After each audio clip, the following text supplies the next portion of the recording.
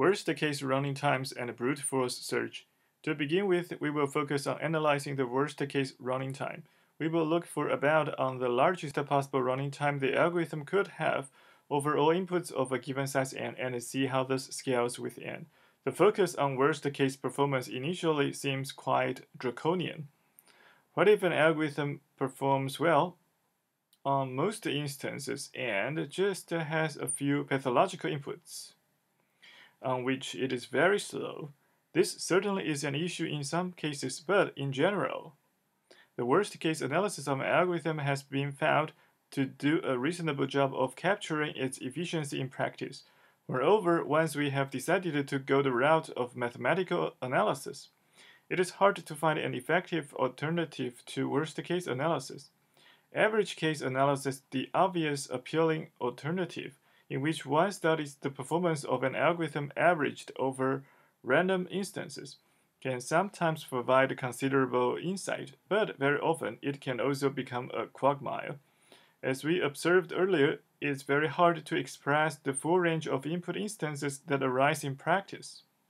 And so, attempts to study an algorithm's performance on random input instances can quickly devolve into debates over how a random input should be generated. The same algorithm can perform very well on one class of random inputs and very poorly on another.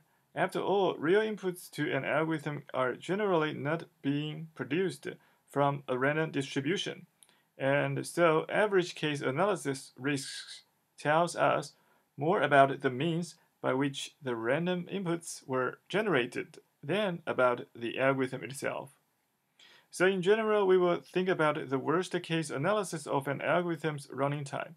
But what is a reasonable analytical benchmark that can tell us whether a running time bound is impressive or weak?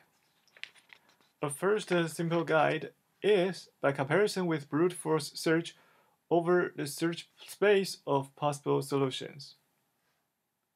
Let's return to the example of the stable matching problem. Even when the size of a stable matching input instance is relatively small, the search space it defines is enormous. There are n factorial possible perfect matchings between n men and n women, and we need to find a matching that is stable. The natural brute force algorithm for this problem would plow through all perfect matchings by enumeration, checking each to see if it is stable. The surprising punchline, in a sense, to our solution of the stable matching problem is that we needed to spend time proportional only to n in finding a stable matching from among this stupendous large space of possibilities. This was a conclusion we reached at an analytical level. We did not implement the algorithm and try it out on sample preference lists. We reasoned about it mathematically.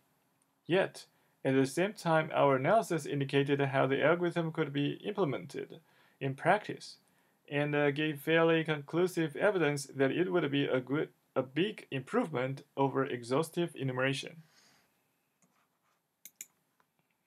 This will be a common thing in most of the problems we study, a compact representation, implicitly specifying a giant search space.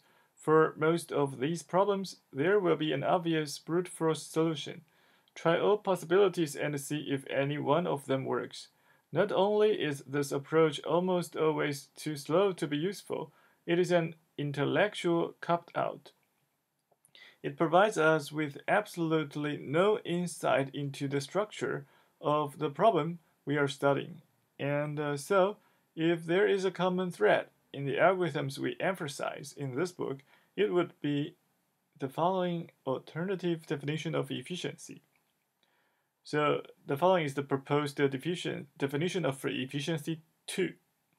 An algorithm is efficient if it achieves qualitatively better worst-case performance at an analytical level than brute force search.